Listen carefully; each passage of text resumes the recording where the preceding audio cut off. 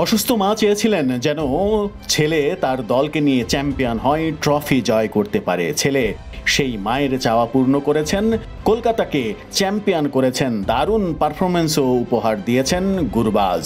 কেকেআরের ডাকে ফিরে এসেছিলেন কলকাতা নাইট রাইডার্সের হয়ে শেষ দুটি ম্যাচ খেলতে এবং শেষ দুই ম্যাচের একটি ফাইনালে দুর্দান্ত পারফরমেন্স দিয়ে দলকে চ্যাম্পিয়ন হতে সহযোগিতাও করেছেন। আইপিএল এর হয়ে ফাইনাল ম্যাচে কলকাতা নাইট রাইডার্সকে জিতিয়ে গুরবাজ প্রথমেই জানিয়েছেন তার সেই অসুস্থ মায়ের কথা। আইপিএল খেলতে আসা রহমানুল্লাহ গুরবাজ মা অসুস্থ থাকায় মাঝে দেশে ফিরে গিয়েছিলেন। তার মায়ের কথায় আবার দলের জন্য ভারতে খেলতে আসেন তিনি।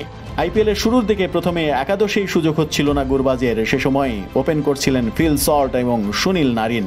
টি-20 বিশ্বকাপের প্রস্তুতির জন্য সল্ট দেশে ফিরে গেলে সুযোগ পান গুরবাজ। সল্ট দুর্দান্ত খেলেছে, তবে আমিও নিজেকে প্রস্তুত রাখছিলাম। জানতাম সল্ট কখনো সমস্যায় পড়লে কিংবা চোট পেলে আমাকে নামতে হবে, সেজন্য নিজেকে সব সময় তৈরি রাখতাম, এমনটাই বলেছেন গুরবাজ।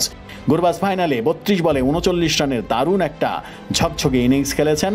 তিনি বলেছেন, আমার মা নিশ্চয়ই খেলা দেখছে, এখন মা সুস্থ আছে কিছুটা। ম্যাচের আগে মায়ের সঙ্গে কথা বলেছি, জিজ্ঞেস করেছিলাম মায়ের কি চাওয়া, শুধু জয় চেয়েছিলেন মা।